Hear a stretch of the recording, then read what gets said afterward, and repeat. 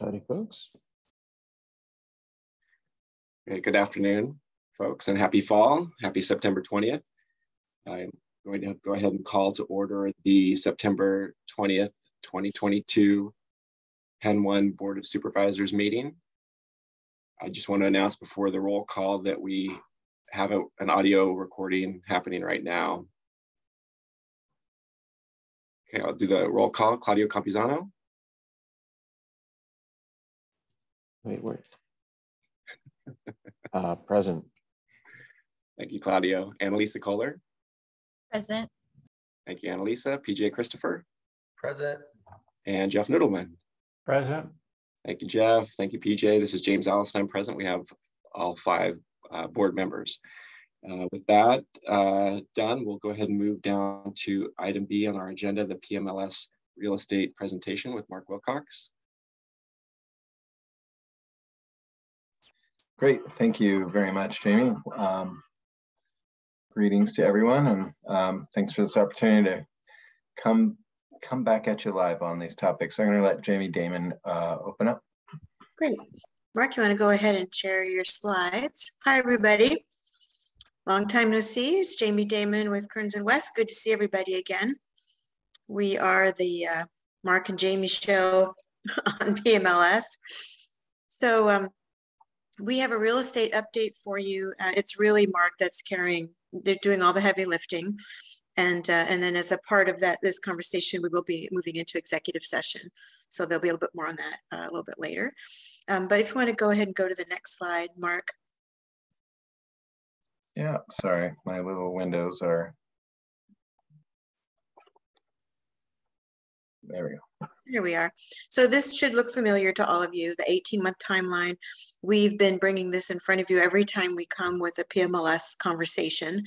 You'll see that the first 4 columns are shaded gray, and it's because we're done with those items. We've had these conversations with all of you, and now we are here at, it says summer 2022. Technically, it's still summer. So we're right at the end here. And so you'll see we've got this real estate 1 conversation, and that's and then we'll be coming back to you with more information later in the fall to follow on to this discussion. But this is the first real estate discussion, and it really is focused around the overview of the real estate plan timeline, the analysis of the district work during PED, and a draft gap analysis map. So it's the foundational piece around real estate, so you can understand the different components and the timeline associated with that. And so that's what we're focusing on here today. So I'll pause there before I turn it back over to Mark, and he'll get right into the details of the presentation, and just see if there's any questions that people have about where we are in our timeline and about the focus for the discussion today.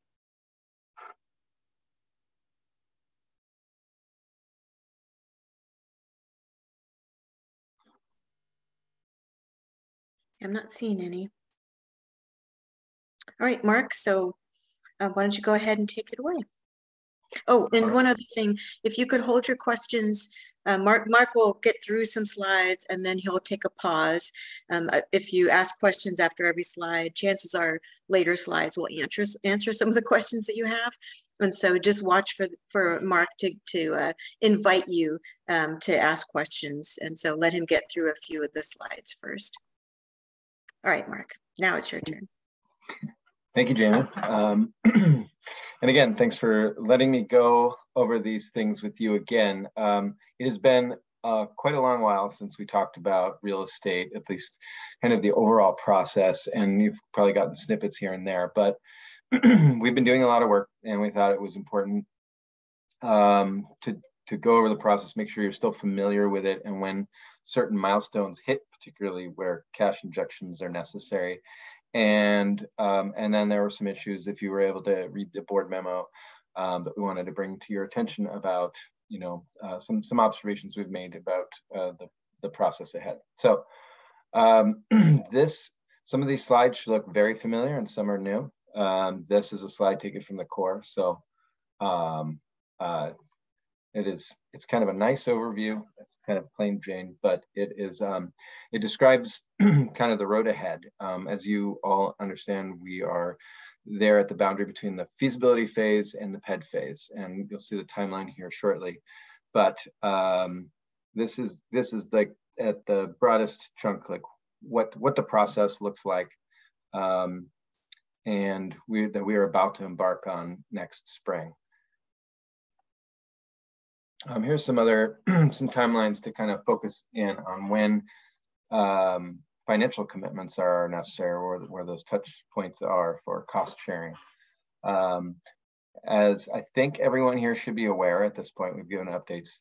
We expect PED to start sometime in the spring. That's about, unless the federal government has turned over a new leaf and finds a way to pass a budget October 1, we will not be receiving funding in the fall, and even if it's passed possibly late Q1 federal fiscal year, it takes a little while for that money to see its way down, and there are some alternate funding mechanisms. But in general, we can be prepared to start PED in the spring. And the number on the right should not be a stranger to you. That's the number that we've been communicating to you for the overall non-federal sponsor cost share. And of course, in the spring, we talked about the strategy of using Business Oregon grant funding to cover 80% of our first 2 years of PED. So, which is 70-some% of the overall PED cost. So it's very front loaded. So that's our first funding drop, and that drop will be those cost shares will be paid for by the individual districts. In summer 2025, that roughly corresponds to how long we expect the first phase of PED to take. So that is sort of moving along all phases in a general sense, doing survey and information gathering, and then focusing in on phase 1 to get full plans and specs together. The number on the right, 13 million, is actually the entire land's costs for real estate acquisition.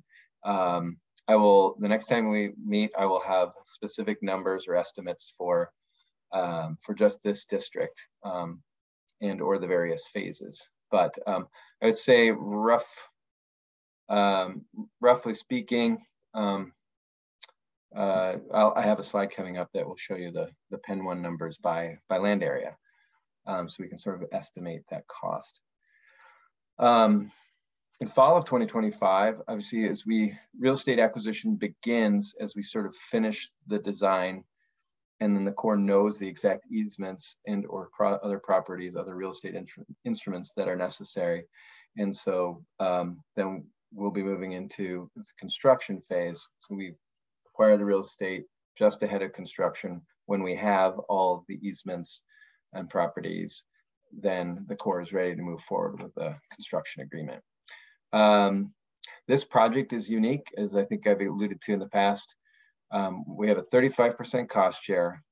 And in the case of this project, there's such a large real estate and relocations component, relocations being things like the reconstruction of Bridgeton Road, Marine Drive, the reconstruction of the golf course, or any mitigation activities that aren't obligatory to the Corps. So there's all these relocation projects. All those things are called LERDs and must be implemented by the project sponsor. And so in a normal project, you might not have such a large LERDs component, and thus your cost share component isn't completely saturated with LERDs costs. You might be giving the Corps cash in hand to execute their construction agreements, but because we have such a large real estate acquisition and reconstruction, there is a minimum cash payment we have to make to the Corps, and that is 1.1 million. It's actually about 6.7 million, but we get credit for PED because we're giving the Corps cash there. So it's a lot to absorb. I'll just finish off by saying that then construction will begin on the first phase, and that's when we really start to see the next big chunk of money. It will not be all $5 million or so at once. It'll be whatever is in the first phase, and the Corps currently has the local Corps team has projected to start with the Pen 1 work, and so that could be, I think, 35% of, say, $20 to $30 million is our cost share for that. But the point is we'll start to phase in those other big LERDS costs, and those will be credited towards our 35% cost share. So that little thing is probably a lot to absorb, and you may have some questions about it. So I'm going to pause briefly for some clarification on that, if necessary.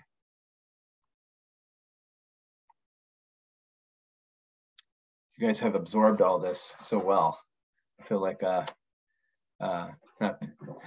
my board members, but I feel like a proud teacher because this stuff is so confusing. It took me a long time to absorb it. But okay, there'll probably be more questions moving on, but I'm glad that this stuff has stuck with you. This is sort of the essence. So okay, so early on during the feasibility phase, so there are core responsibilities and there are non-federal sponsor responsibilities, and the Corps' responsibilities are largely done during feasibility phase. They lay out the project footprint, and then they figure out what properties will be affected. They wiggle them where they see risks, and then they refine them during PED. But the lion's share of real estate activities is on the non-federal sponsor, and that's of course by design, because the Corps knows that they're not as good as dealing with the local partners and the local public, and we have a lot of sensitivities, particularly as we've seen on this project. So Corps, the bulk of their work has been done. They'll continue to refine the project footprint, and that'll help inform the actual meets and bounds of the future easements and fee titles needed for this project. So then we come in, and as you all know, we've been doing a lot of work preparing for PED, trying to understand our real estate portfolio, getting title reports, and a number of things. And we're finishing up a gap analysis, which I'll talk to you about shortly. Prior to construction, when real estate acquisition really begins, we will be doing all the things in this top list to prepare ourselves to negotiate new easements, to make sure that there are no known environmental contaminants on those properties, and so that we can hand that package over to the Corps, and the Corps will certify everything and be prepared to move forward with a construction package. And then during the construction phase, we'll be relocating utilities. That's a LERDS cost more than just a real estate lands cost, but we'll be doing those sorts of things, relocating those facilities, and then and in certain cases where relocation is necessary, we'll be providing those assistance services guided by Public Law 91646. There's currently only one anticipated property that is expected to need to be fee title purchase versus easement on this entire project at the present. And I'll talk about that during executive session because it is in Pen 1. Following construction phase, we're going to take all those receipts for all the work, all the LERDS work that we provided, and we will be submitting it to the Corps for our project cost share credit. So again, we're not really handing over $45 million in cash to the Corps for total project cost share, but we are doing all this other work that we will get credit for. Okay. This is what the real estate plan looks like in terms of area divided between the districts. You can see 20% of the area of easements required are within Pen 1, so a significant portion. Pen 2 is the largest, and a substantial number of utility and facility relocations on the golf course and in the marine drive right of way up near the I-5 bridge. So I don't think any of this is a surprise. Again, there's that total value of the land's cost throughout the entire project is 13 million. That includes a 35% contingency. I should back calculate that. It's, you know, roughly, let's say 10 million. This kind of gives you a breakout. What I hope to do the next time we talk is have an exact breakout on the value of the proportion of public to private lands and the values thereof. But we just collated some of our own estimate. The Corps was not providing, because their team is not technically stood up right now, they couldn't expend any resources to dig up their backup calculations and provide us all the appraisals and redact the appraisals as they saw fit. So we just came up with our own estimates, and I arrived pretty close to the Corps' $13 million number, so we must have used the same methods, and I will provide that soon. This is, there's two snapshots here. I kind of cut off the part of MCDD. On this slide, there's some project areas just out of the screen on the to the east, and then there's a pump station in the lower right-hand corner. But this is predominantly the work that's being proposed in Pen 1 and 2. And then in SDIC, you can see the work in the northwest and southeast corners. And I have a Pen 1 specific slide that I'll be going over later. Okay, so this information is found in your memo, so I'm not going to regurgitate it all. But essentially, the intent of these bullets is to just share with you what have we been doing so far. We have had a sufficient budget to accomplish a lot of what we needed to do to understand our existing real estate portfolio, looking at existing deeds and easements and conducting a slew of title searches to help us understand where we have what we need, where we're close, or where we have nothing. And so that'll help us understand what kind of resources we need to bring to bear and what kind of lead times we'll need on which properties when we move forward. So we expect to have, we expected to have the gap analysis completely finished, but we expect now to have it done in November. So we'll look to schedule a time to share the results of that with you soon. So what does that mean, a gap analysis? So we're just looking at the how perfect or imperfect various easements are. Many of you know that even if we don't have an easement that will cover us 100%, and that means to not only operate and maintain an asset, but also to construct new assets or to improve upon them. So even if we don't have a full easement that allows us to construct new infrastructure based on the Corps' plan, the easements can be very valuable. If we have prior rights and prior easements, it may reduce our negotiation time and it may lower the acquisition costs. We can start perhaps with a lower proposal than 100% of the easement value.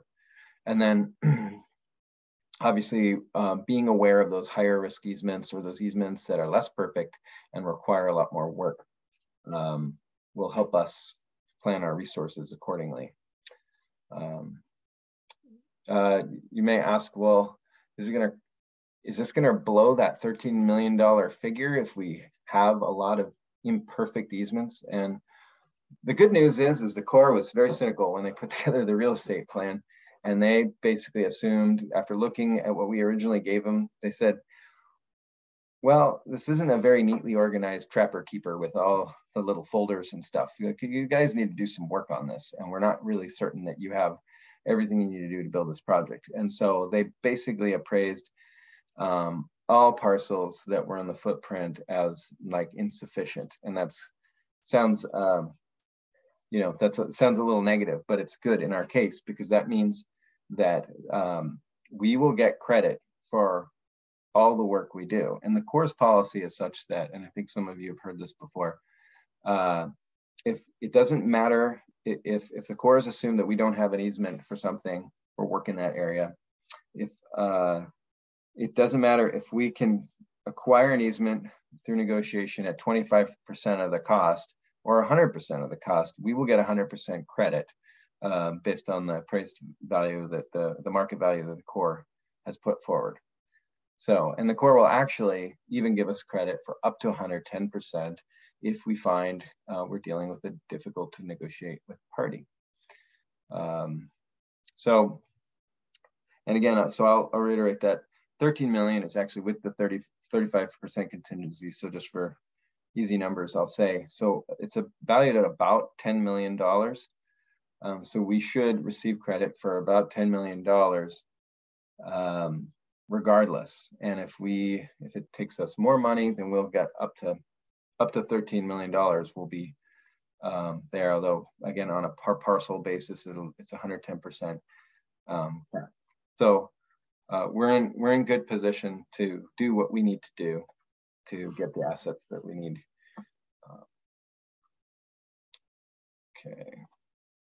Okay, so this is the part where I let this stuff soak in, and I'd like to see if you have any questions before we move further into executive session, and I can talk a little more specifically about Pen 1 real estate needs.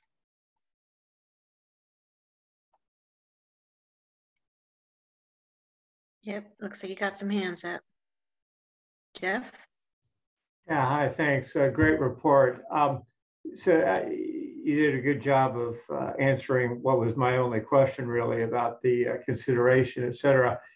Does that, and maybe this is too specific of the question, does the numbers that you were throwing out include the possibility of litigation in addition to the consideration actually paid for the rights?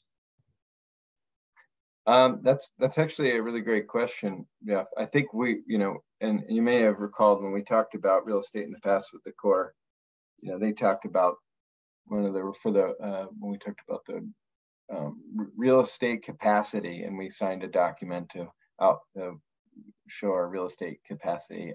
We told them that statutorily we have the right to do things like exercise the eminent domain. But we also made it very clear that is an extremely painful and costly process that we would much rather not do. And we, all of these properties are our customers, our landowners. So we certainly don't want to go down the road if we don't have to. But I guess to answer your question is I think that is portion of, that's why we have a 35% real estate contingency in addition to, additional accumulation of wealth on some of these properties and higher cost easements that also would be cover down on that and cover our costs for any kind of litigation. Thanks. James? Thank you. I've got a few questions. I think they're probably minor. From the graphic that showed the timeline, for starters, thanks for showing where we've already been. I think tracking progress is helpful on a number of levels for people's psychological benefit, as well as just tracking our accomplishments. It seems like we're staying on schedule, essentially, even though we're just getting into some of the more difficult, what could be difficult negotiations. We're generally staying on schedule. Is that correct?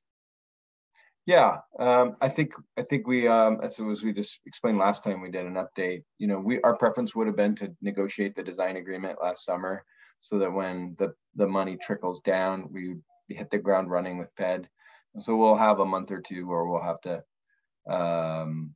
work on negotiating the scope of PED. But that was sort of a very fast track best case. So I think we are in good shape. We're still moving along.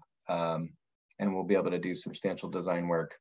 And again, once we, I didn't mention this earlier, but some of you may have been asking, well, if the federal government takes so many months every year to get going, how will that affect us in future years? And the good news is the Corps has reassured me that once we get the process started, then the next year when there's a continuing resolution, will be part of that continuing resolution. We'll at least have, they'll be able to continue work at a certain, with a certain cap. And so we'll be able to continue to make way as of October 1st, rather than like right now where we have to wait until we get started in the spring. So I think we're in good shape moving forward. And I think we're all pleased that the expectations for the design phase came through. We got the funding the first time around, and actually, I say Evan popped up. I'll let her speak to that real briefly too. Yeah, the only thing I was going to add as well is that when we were first trying to line up all these different efforts that we have going on, and the PMLS and the new district and the GeoBond, we did have a little bit of concern that if the Corps operated at the really fast speed that they were hoping for, that we could actually get to needing some of the real estate money before we got to the new district.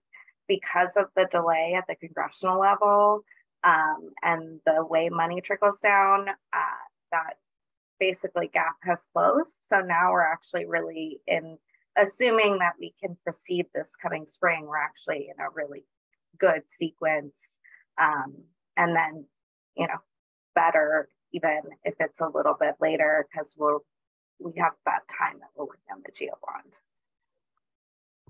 Great, thank you, Evan. And I guess one other question, which is when I looked at the list of local sponsorship, local sponsor responsibilities, it seems both it's a large volume of work and probably fairly labor intensive and coordination intensive. Are we, I guess maybe two questions, do the resources exist to do that, to engage in that way? And then also, are we set up for cost tracking so that it's easy to document for the Corps that we've done our share, so to speak? Great questions. As far as the cost tracking, we have engaged with finance. We already sort of, and we probably have a few things to work on just before we get to PED to tie down every detail. But for instance, when we did the public planning assistance to states agreement, that helped us start to go down that path and figure out how we're going to track costs in the future, so we could discretize, these different pots of money that and activities. So we've started those conversations, and we'll be in. I think it won't be that difficult to set those up. Sorry, the first part of your question, just the resources, whether those be staff, consultants. I mean, it seems like there's a skill set to do the work you're going to have to do, and those resources exist.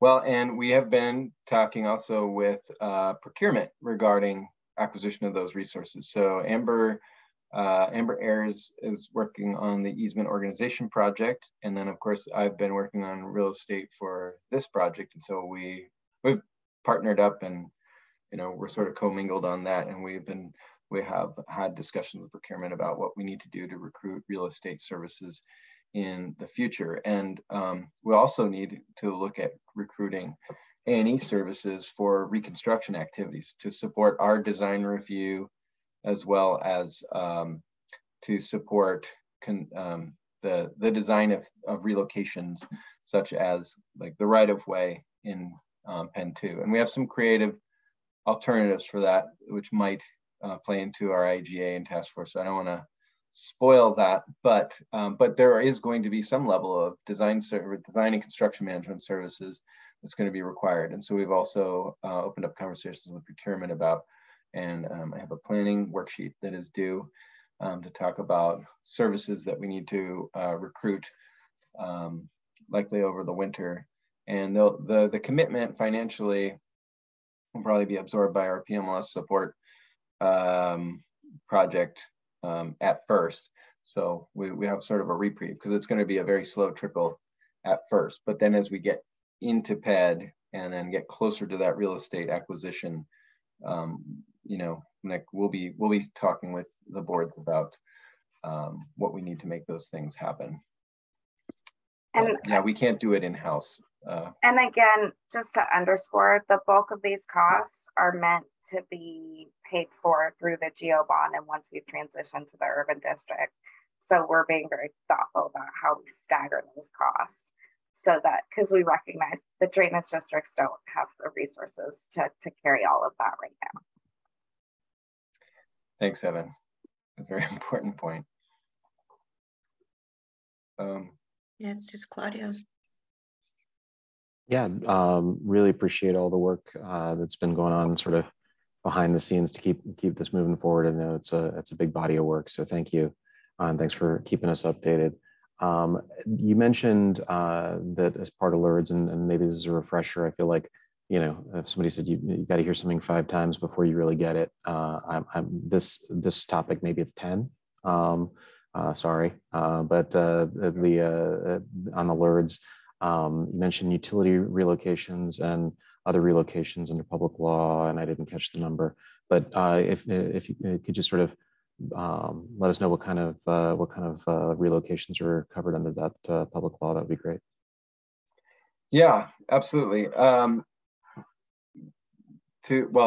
kind of work, and originally I thought that was going to cover a lot of the relocations we're talking about, but the PL 91646 actually covers situations where we have purchased a property fee title and are relocating that property. And so that's the bulk of it. And as I'll tell you, we can have a pool on which property is, but I'll tell you what that pool is during executive session, or what that property is. But that really only affects one parcel that we know of to date. The remaining relocations, and again, relocations is a much broader term than it sounds. Relocations includes anything that for instance, Bridgeton Road. The Corps is not raising the road. The Corps is pulling the road away, raising the grade, and they may do some utility relocations at the time because it's more expedient. And then they're handing it over to us, and then we are reconstructing the road, and that is considered a relocation of that public facility. It's the road surface, the stormwater, and all those things. So those aren't necessarily subject to the PL 91646 because we're not relocating a private property owner. But I can talk more about that situation in executive session. Any more questions from the board?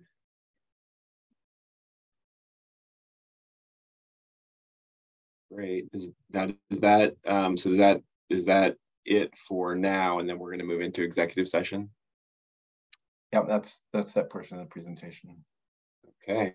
Well, in that case, thank you, Jamie. Thank you, Mark, for now.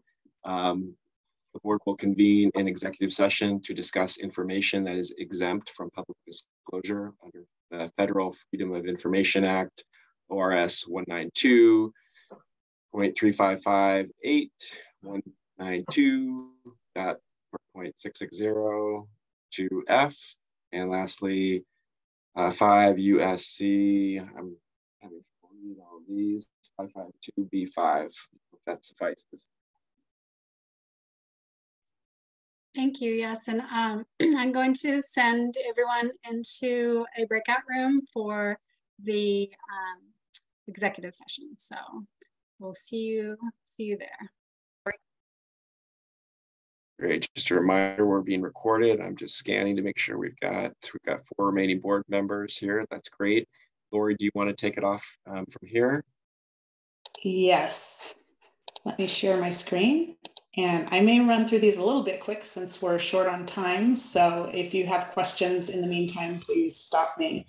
So in your meeting packet today, you have a number of documents that provide further information related to the fixed fee billing for MCDD maintenance and administrative expense.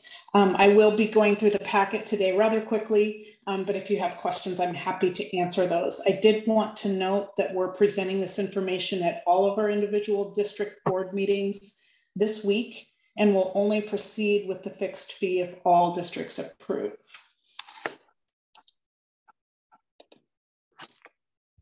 Okay, so this is a list of the documents that we'll be reviewing. I'm going through them backwards. So I'll start with attachment 6 and end with attachment 1.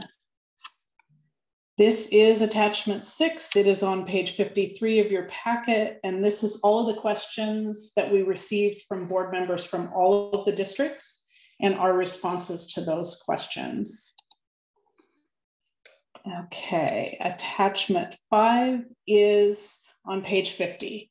And this is a template board financial report so that you can see our proposed reporting under the fixed fee.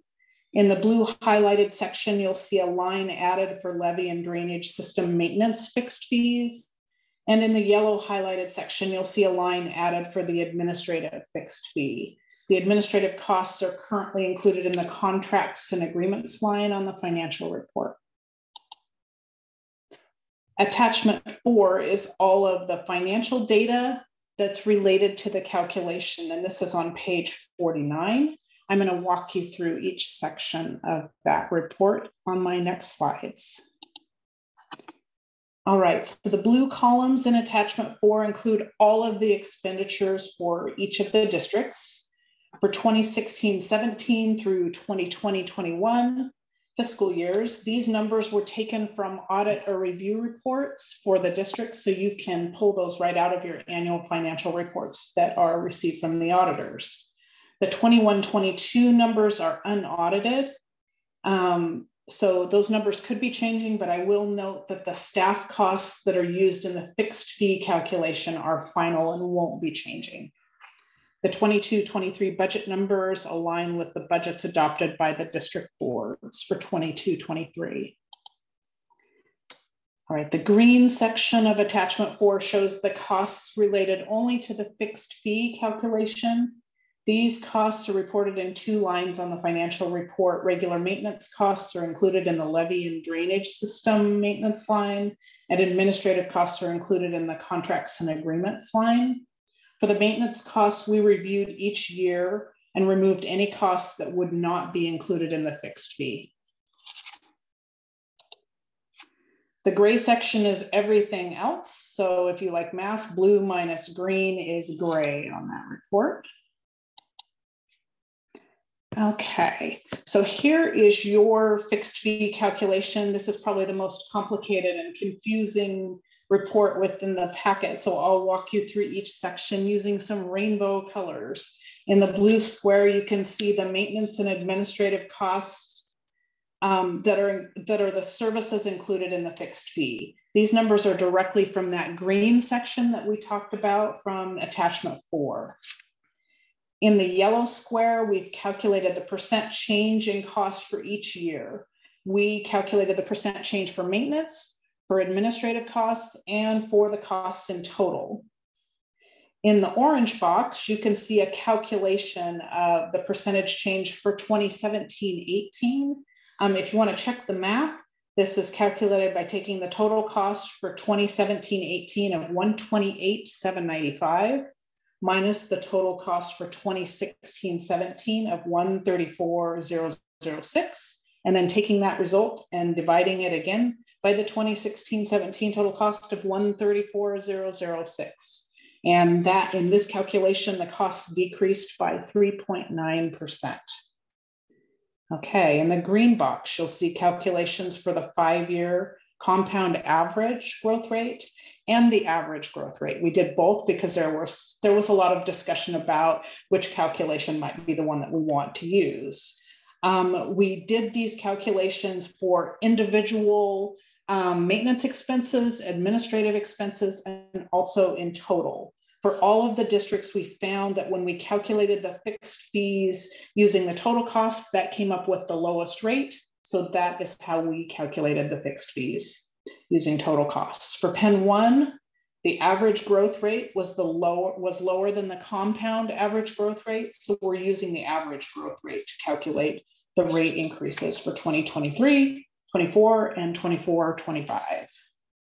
In the purple box, you can see the total fixed fee, which is both administrative and maintenance expense for the next 3 years. The 22-23 fee is the budget for fixed fee services.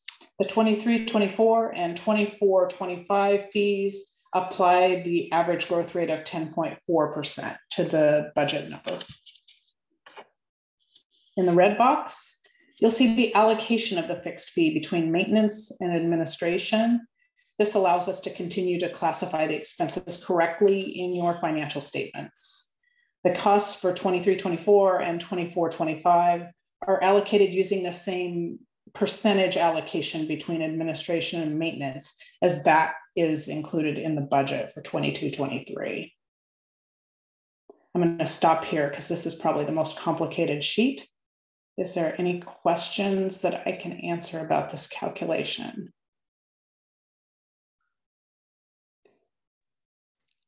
Okay, I've left the room silent. Oh, Claudio, did you? Yeah, I'm sorry. I was just looking for the raised hand. Just a quick question. You know, completely understand how you develop the sort of the backward looking, you know, looking at the rates in terms of developing projections around rates going forward. And I'm sorry if it's in the FAQ I was reviewing and it's pretty voluminous. So was wondering about the assumption of the cost pool growing at 10%.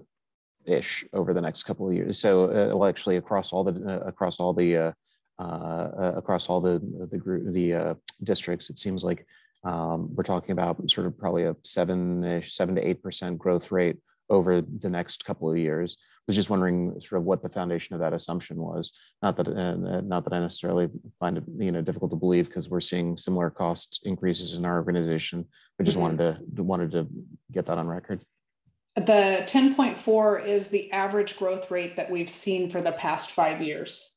So we just took actuals for the past 5 years. All of those calculations of the percentages then roll into that calculation of the average growth rate. So it's what we have experienced in this district for the past 5 years. There's no forward-looking assumptions in there right now. Nope. Okay. Just used history. Great, thank you. Other questions on this one? Okay, I'll jump forward. I'm going to go past these calculations.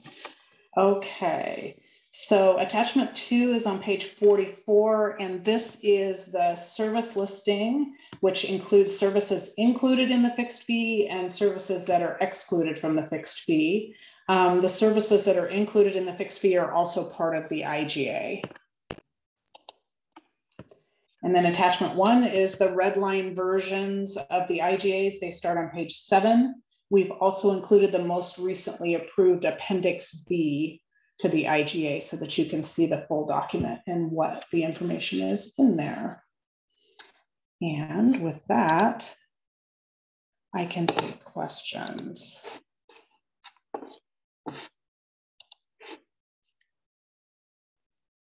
The room is silent. So if there aren't any further questions, we are asking the board to consider approval of the proposed fixed fee today. And I'll note again that in order for us to implement, we'll need approval by all 4 districts. And just to be clear, approving the fixed fee means approving the plan for the fixed fee over the next couple of years? Yes. In the IGA, what we went ahead and did was put the numbers in for the next 3 years so that those would be available to you and you knew what the numbers were going to be rather than putting a comment about the calculation. And just to clarify, we've always paid actuals. I don't see James is muted, but I don't hear him either. Uh-oh, did you lose me? Yeah, just for a minute. Okay, sorry. We have always paid actuals. Is that correct? That is correct.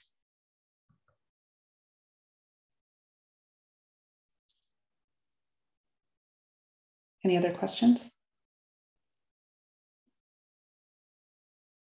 If there are no other questions, for starters, thank you for a supersonic pass over the materials. And do we have a motion on the fixed billing proposal?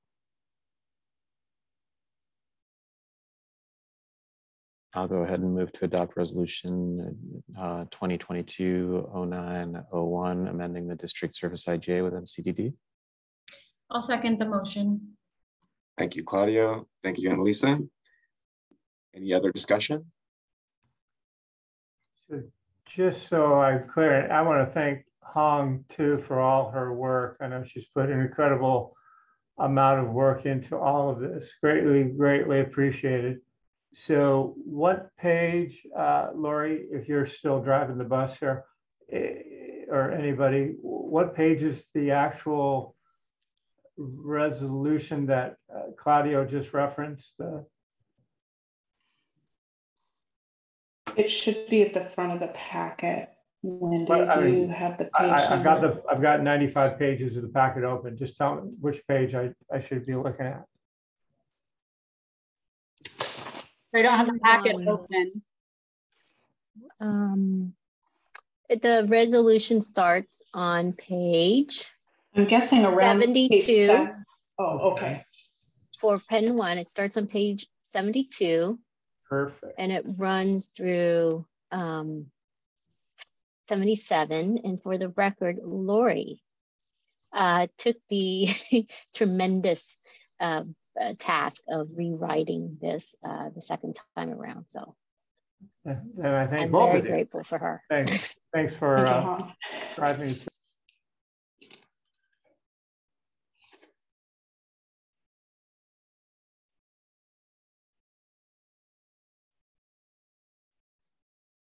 Well, I'll just jump in and say, I really appreciate staff's work on this. I know that, I hope that this will, should we pass it, be the relief that you're looking for in terms of doing direct billing on all this staff time. I know that can be burdensome, and if you can get the same result year after year, well, maybe an allocation is the right way to go. I will say that if it weren't a sort of a short period of time, I would want to look at more of an allocation based off of some metric that that's knowable, rather than backward-looking cost escalations. I really want to be looking at sort of what are actual costs, and have a metric that spreads those on a year-by-year basis. I understand why you guys have done what you've done, and I think I imagine that the change, the differences between that and the type of model that I'm talking about are pretty pretty marginal. So especially over just a couple of years.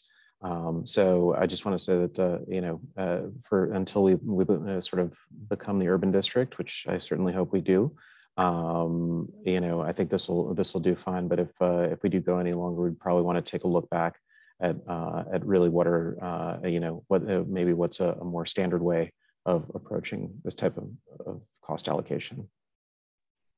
Agreed. Thank you. Yeah, I'll second a lot of what Claudio said, and just want to say that over the last year or so, it's been very apparent to me that staff has really been working to try to increase efficiencies, to try to best utilize staff time. And I have really appreciated that, and want to just show my support overall for that as a strategy. And then also just say thank you for the number of you that deep dived into this with myself, with one of Metro's lawyers and one of Metro's finance staff, just because it was a little over my head to really understand all of the pieces. So really appreciate that, and thank you.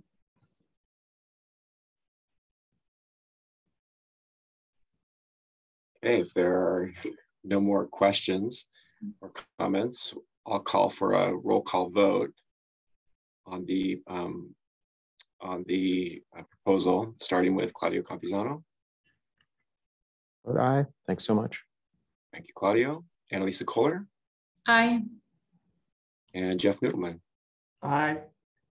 And this is James Allison. I vote aye. The motion passes unanimously. And I do want to thank, just echoing Annalisa's comments, I know all of the board members kind of dove into this outside of the board meetings. The staff, of course, as always, were responsive, and I know the staff have tried to do this quickly, elegantly, and I guess palatably for all 4 districts. So I think hopefully you have good success with the other 4 boards, and that this will become something we can, an efficiency we can gain, and it'll be interesting to see what those actual costs are as we move forward. So with that, I think we are, sorry, let me manage my second screen here. I think we're done with everything except for new business. And we do have about 4 minutes left. Is there any new business?